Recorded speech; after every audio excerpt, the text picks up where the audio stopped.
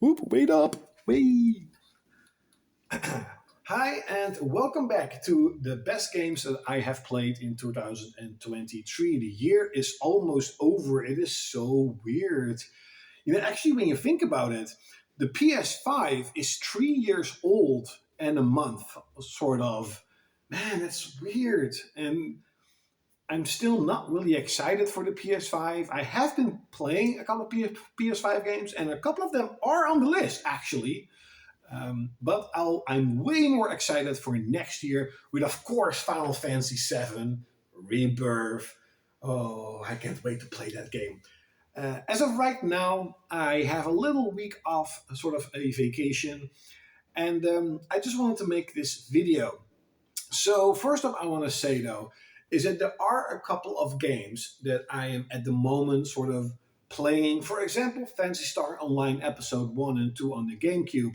I have spent about 8 to 9 hours with the game. The game is fantastic, but the game in total is probably about 60 hours, 40, 60, 80 hours.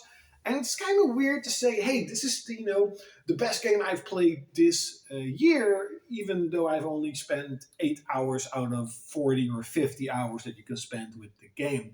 So there are quite a lot of games that I have just checked out for an hour or or played a couple of hours, but they're way bigger than that. So those are not on the list.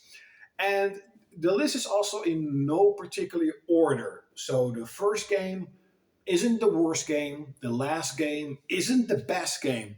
And actually, talking about or starting with the first one is actually one of the best, maybe actually the best game that I have played this year. That's actually quite weird because I literally said that the first one shouldn't be the worst, and it's actually probably the best. And I'm still playing this game, but I am at the end. I am 60, 70 hours into Breath of Fire 3. This is a childhood game. This is a game that I have been playing throughout my life, actually, until I was a kid and my dad got the game up until now. But this is the first time I really went through it. As I said, I am at the end of the game for the first time ever. I am at the end of the game. I actually got the first ultimate weapon for one of my characters, and I'm sort of grinding, leveling up the well, you don't really level up the masters, but you know what I mean. Trying to get the masters to level up the characters and get them a little bit stronger. But if you love RPGs, you probably already played Breath of Fire 3. But if you're not, if you're younger and you got the PS4 and you never witnessed any of the PS1 RPGs, go play this game. Go freaking play it. It's so freaking good. Second is also a PS1 game, and that is Parasite Eve 2. So I picked this game up at a reasonable price at the start of the year, sort of, the beginning of the year. And I just want to try it out. I'm like, I've heard a lot of good things about Parasite Eve, and I've heard that Parasite Eve 2 is a little bit different, a little bit less RPG-ish, a little bit more action, more sort of Resident Evil. It is a mix between an RPG and like a survival horror. And wow, I really liked this game. I really tried to get everything out of the game, get all the good equipment, try to level up as high as possible, trying to always clear every room. To be honest, it's one of the few games this year that when I beat the game, I'm like, oh man, it's sad, it's over. And I actually started the game up again and played it a little bit again. I'm like, yeah, it's time for something else. But Parasite Eve 2 is a gem of a game. It's so freaking good. Actually, you really need to sort of play Dino Crisis and Dino Crisis. I actually need to get Dino Crisis 2 because I've heard that game is also pretty good. I got Dino Crisis 3 on the Xbox, and it's not bad, but yeah. On the PS2, I've been playing a huge amount of PS2 games, and there's a stack of games waiting for me, including, Steamboat Chronicles, Stella Does, and Fantasy Star Universe, the sort of ambition, was it? Ambition of the Illuminous. It's sort of an expansion pack for Fantasy Star Universe.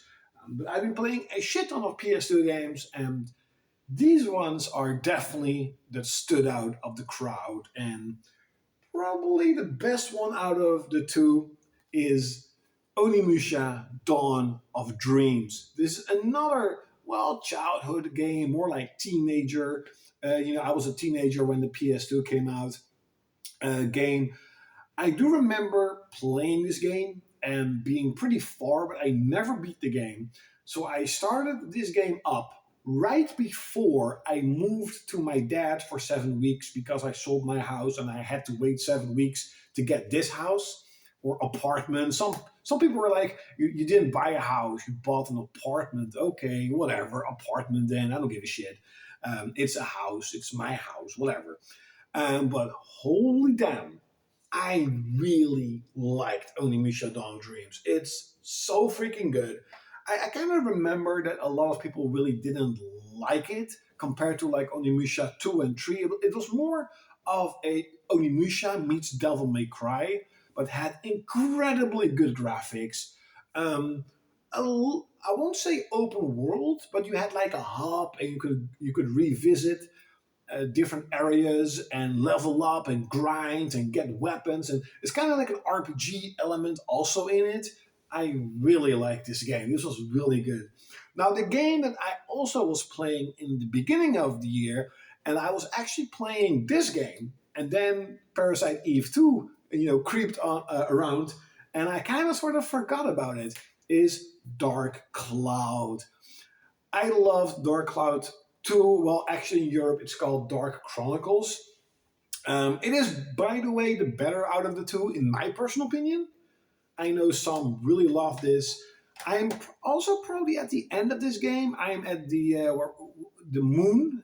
I think it's a moon station where you are. I think it's probably at the end of the game, and I really like it. It's a really cool game. I love the music. It has this really old school charm. If you are maybe a new subscriber, I love PS1, Dreamcast, even though I don't have a Dreamcast, but PS1, Dreamcast, sixth generation graphics. And just the charm it had, those type of graphics, it's incredible. I love it. Of course, I'm also a huge fan of super modern, super slick, and really crisp graphics, but these older games had a certain charm to it, a certain weirdness, wackiness, a stiffness. I don't know what it is. I freaking love it. I absolutely love it. And Dark Cloud is one of the first, if not, was it a launch game on the PS2? So it was literally one of the first PS2 games. And probably back then, if you went from PS1 to PS2, your mind would probably be blown at, such a huge step forward into gaming. Where PS4, PS5, it's more like an upgrade. Um, Talking about sixth generation of consoles, I have been playing quite a bit on the Xbox. And even though I have played great games like Fable, beat it, Red Faction 2, beat it, Time Splitters 2, beat it again, because I beat it on PS already. I've also been playing newer stuff, and I have been playing Serious Sam. Now, this is, again, Unreal Tournament, old school shooter, with really wacky humor. Giant worlds, well, levels. You could say more giant levels, huge amount of enemies on screen. I had a lot of fun playing this game. I'm actually still playing Serious Sam 2, and that's basically bigger and better. Well, probably maybe not better. Bigger doesn't always mean better. Open worlds from today are definitely not better. But you know what I mean. I'll probably beat that game also, but Serious Sam, I really like this one. Had a lot of fun with it. It plays like a dream on the Xbox, and it's a good game. Now, funny story. If you know me, you probably already heard it. If you're a new subscriber, because I know there are a couple of new subscribers here, you'll hear it for the first time. I was a huge Sony fanboy, and I hated the Xbox most of all because it had Dead or Alive 3.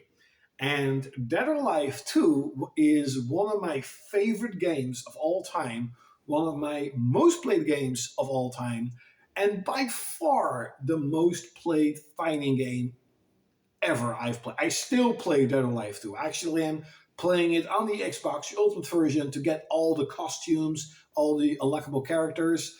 I'm pretty far. I'm pretty far. Um, am I really good at the game? Nope. I suck at fighting games, but I love Dead or Alive. Is it because of the anime style jiggly boops? Yips. Completely true. Yips. No, but seriously, I always loved Dead or Alive, how it looks, how it plays, and I'll definitely like the jiggly boops too.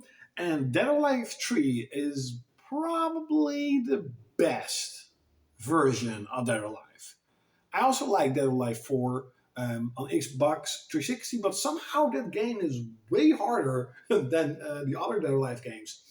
And I do like Dead or Alive 5, but that is sort of the version where they went for, less sexual, more realistic, sort of, and of course, a huge amount of DLC. Like, holy shit. It's insane the amount of DLC Dead or Alive 5 has. Dead or Alive 6, yeah, whatever. Dead or Alive 3, I completely beat all the storyline missions, and I played a little bit of survival mode, etc., etc. It seems it has less costumes than like Dead or Alive 2 Ultimate. That's why it's sort of the game I'm playing at the moment. But I really liked playing Dead or Alive 3. And it is quite weird that the circle sort of has been, round where, on PS2, I hated the Xbox because it had Dead or Alive 3. I finally have an Xbox, and I'm actually really liking the system, and I love Dead or Alive 3. Now, on the PS4, I actually can't remember that I played that many PS4 games because I haven't really been playing a lot of modern games. And the game that I have here in my hands, by the way, is I played it partially on the PS4. And then I figured to myself, there were two things. First, I figured to myself, man, it would have been it will be really cool on the PS5. There will probably be a shit ton of extra units on the PS5. It'll probably run better on the PS5. And then the PS5 finally got sort of on a normal price to be sold. You could finally get it in stores.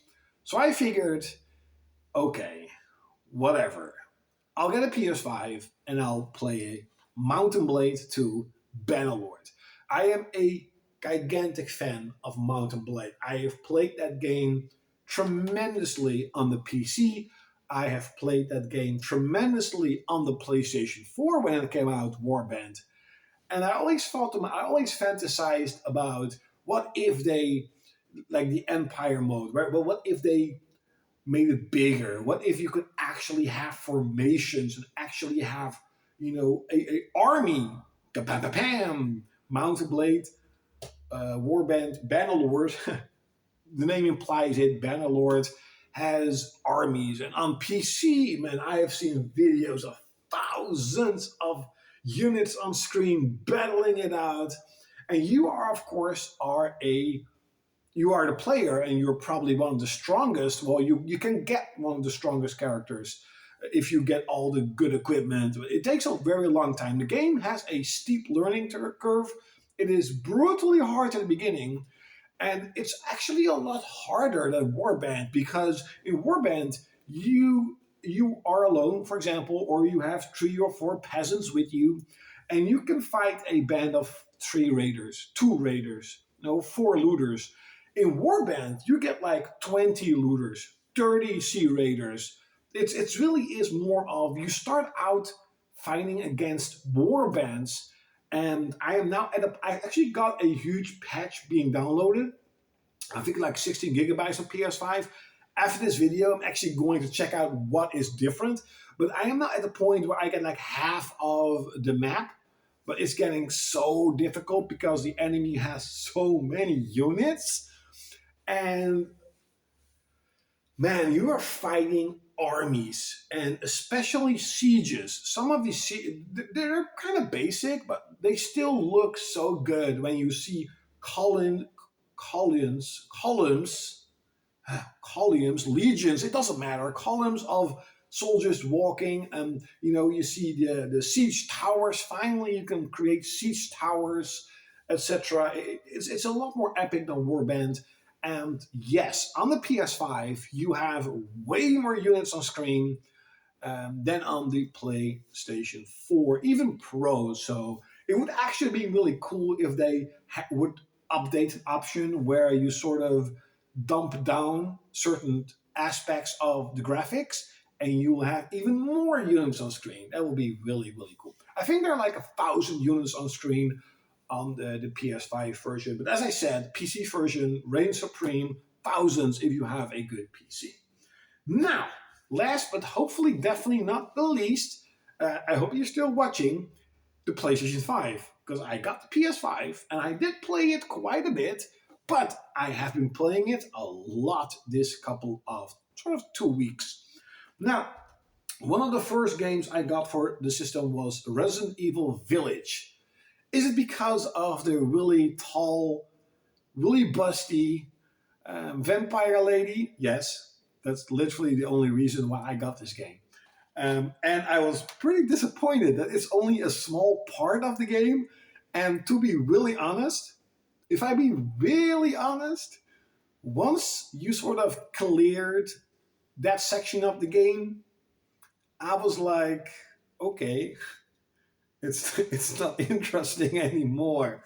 I was expecting more. I was expecting more stuff that she would do, and she has like 2 or 3, really sadistic vampire. I can't get the word in my head. Daughters. She has 2 or 3 really sadistic vampire daughters, and you see like a little bit of them, and then poof, they're gone. I'm like, okay, I was expecting more. I was expecting a little bit more sadistic stuff, etc.